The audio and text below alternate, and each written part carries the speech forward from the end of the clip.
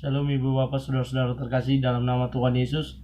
Bertemu kembali di channel Rionando Butar-Butar dalam ibadah pertanggihan. Hari ini saya akan menyampaikan khotbah untuk pertanggihan hari Kamis tanggal 28 Mei 2020 yang tertulis dari kitab Galatia pasal 5 ayat 16 sampai dengan ayat 26. Demikian kesaksian firman Tuhan.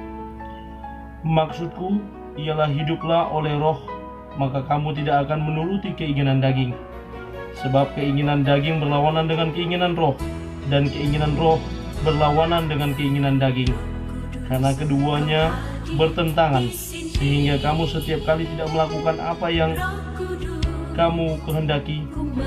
Akan tetapi, jikalau kamu memberi dirimu dipimpin oleh roh, maka kamu tidak hidup di bawah hukum Taurat.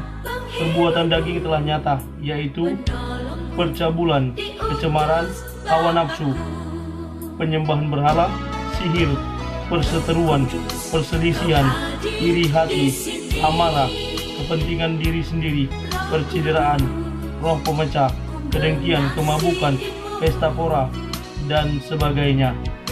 Terhadap semuanya itu kuperingatkan kamu, seperti yang telah kubuat dahulu, bahwa barang siapa melakukan hal-hal yang demikian, ia tidak akan mendapat bagian dalam kerajaan Allah.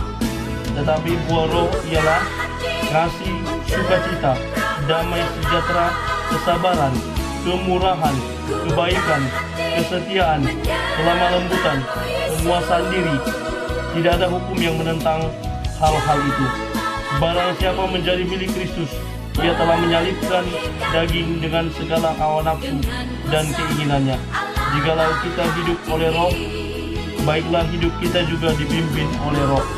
Dan janganlah kita gila hormat, janganlah kita saling menentang dan saling mendeki.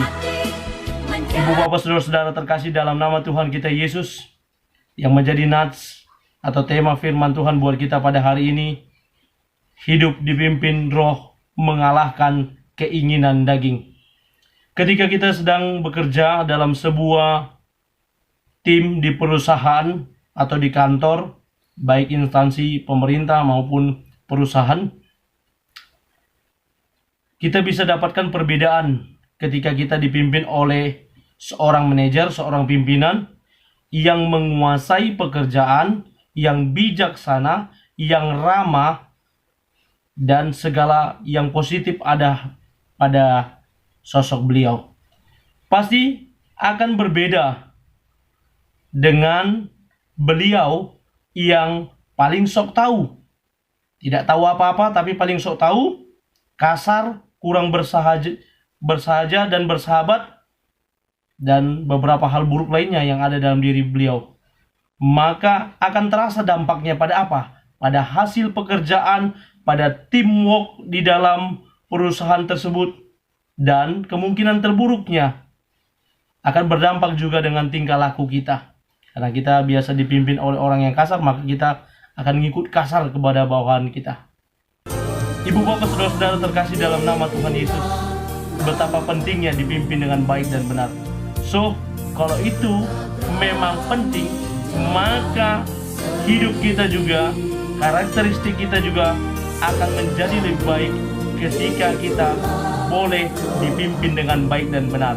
Pimpinan yang baik dan benar adalah Roh Kudus. Ibu bapak saudara-saudara terkasih dalam nama Tuhan kita Yesus, Rasul Paulus adalah salah satu Rasul Kristus yang dipimpin oleh Roh Kudus setelah dia mengalami pertobatan. Kita tahu bagaimana hidupnya Rasul Paulus. Sebelum dia bertobat, dia adalah penganiaya jemaat, penganiaya orang Kristen. Bahkan pertemuannya dengan Tuhan pun ketika dia mendapat mandat penuh untuk mengejar atau menangkap orang-orang percaya. Rasul Paulus dalam nas firman Tuhan hari ini kepada jemaat di Galatia memberi pesan kepada mereka agar jemaat di Galatia memberikan diri mereka dipimpin oleh roh dan tidak menurut keinginan daging. Pada konteks dekatnya di ayat sebelumnya, dia mengingatkan bagaimana kemerdekaan orang Kristen, kemerdekaan orang percaya. Kemerdekaan yang dimaksud bukan berarti merdeka melakukan atau menuruti keinginan daging. Tetapi orang yang merdeka adalah orang yang memberikan dirinya dipimpin oleh Roh Allah. Ibu, bapak, saudara-saudara, anak-anak, keluarga terkasih. Untuk dapat menang, mengalahkan keinginan daging, maka kita perlu dipimpin oleh Roh.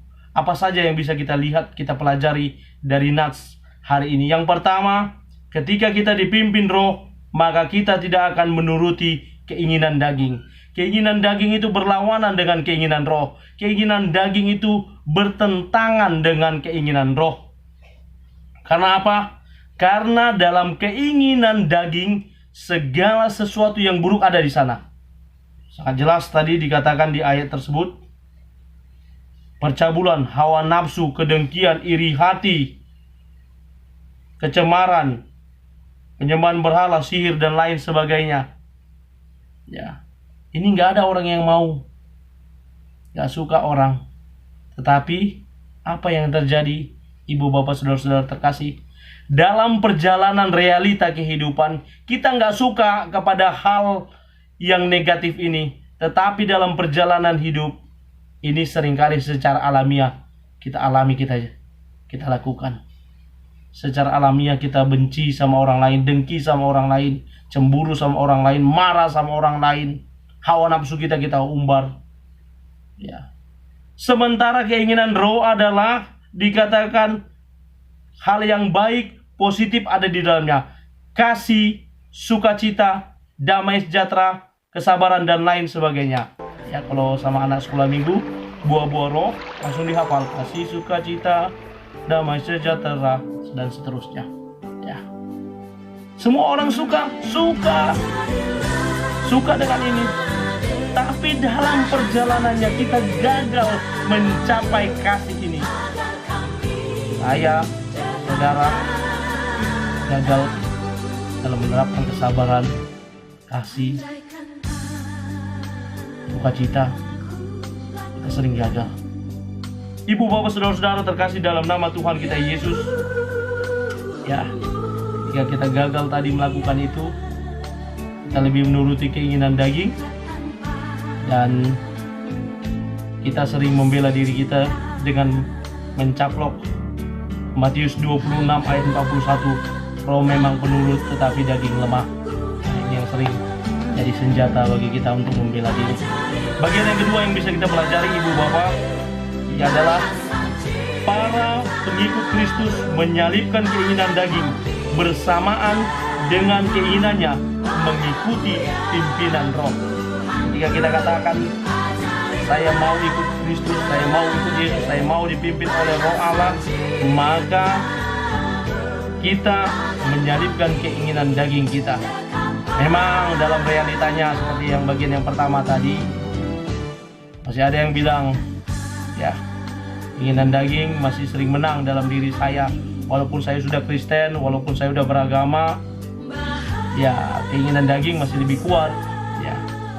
Yang lain berkata, iyalah kita masih di dunia kita, jadi wajar mungkin masih hidup di dalam daging. Benar, hal ini lumrah ibu bapak, saya juga masih sering seperti itu. Ya, hal ini sangat lumrah ibu bapak. Ini statement saya, lumrah. Tapi jika kita terus melakukan pembelaan dengan berkata hal demikian, maka ingatlah, selamanya kita hidup tanpa perubahan dan pembaharuan. Bagian yang ketiga, yang terakhir, yang bisa kita pelajari dari Nats ini, yaitu orang yang dipimpin oleh Roh Kudus tahu menempatkan dirinya dalam segala situasi dan keadaan. Mencari muka, mencari hormat, gila hormat, mendapat hormat. Ya, dalam diri saya, dalam diri bapak ibu saudara-saudara, kita mau ada dalam diri kita pengen dihormati, dihargai oleh orang lain. Ya, pengen dihargai. Apalagi sekolah yang menerapkan senioritas, ketika junior tidak menyapa seniornya, pagi kak, pagi bang, maka akan dihukumnya. Pernah saya dengar dari yang menerapkan senioritas tersebut. Ya, orang pengen dihargai dan dihormati. Ya. Tapi yang menjadi pembedanya apa? Kita bisa menempatkan diri kita yang nggak terlalu dilihat lah. Kalau yang tadi kan sini kau. Nggak kau lihat ini abangmu, kakakmu ini lewat, nggak kau sapa selamat pagi kak, selamat pagi bang, usap dulu kau. Nah, kan itu salah satu contoh bahwa kita menampakkan bahwa kita pengen dihormati loh. Saya ini pimpinan di sini, saya bosnya, saya ketuanya. Banyak yang seperti itu. Ya, dia tidak bisa menempatkan dirinya. Nah, kita orang yang dipimpin oleh Roh, kita belajar untuk menempatkan diri kita. Yang selanjutnya dikatakan bahwa orang yang dipimpin oleh Roh, maka dia juga tidak akan suka menentang, mendengki kepada orang lain, tapi menerapkan kasih tadi. Yohanes berkata dalam Yohanes 16 ayat 13a, Roh kebenaran, ia akan memimpin kamu ke dalam seluruh kebenaran. Mari kita dipimpin oleh Roh. Ibu bapak, saudara-saudara, keluarga terkasih dalam nama Tuhan Yesus, di situasi yang terjadi dalam kondisi saat ini COVID-19 yang telah membatasi ruang gerak kita, aktivitas kita tidak bisa berbaur, bersilaturahmi kepada keluarga sesama kita. Bahkan ketika Lebaran kemarin kita nggak bisa berkunjung ke rumah saudara kita yang muslim yang biasanya setiap tahun berkunjung. Ya, saya dan istri biasanya dengan tetangga kita pergi silaturahmi berkunjung, tapi karena aturan penerapan dari pemerintah untuk Lebaran di rumah saja dan kita nggak berkunjung, ya jadi nggak berkunjung, sudah dibatasi. Bahkan ekonomi luluh lantak. Ya, yang tadinya punya omset 7 juta satu hari, sekarang tinggal 500 ribu. Menangis Bapak Ibu. Semua terdampak. Harus dirumahkan, karyawan harus dirumahkan. Ya masih syukur ada yang pakai sip-sipan. Sekali seminggu, sekali 2 minggu masih mending. Tapi bagaimana yang langsung dirumahkan? Luluh lantak. Adalah benar ketika dalam situasi ini kita memberikan diri kita dipimpin oleh Roh Allah, sehingga membuat kita bisa taat kepada setiap aturan pemerintah. Stay at home, kita stay at home. Keluar pakai masker, kita keluar pakai masker. Menjaga jarak, kita menjaga jarak.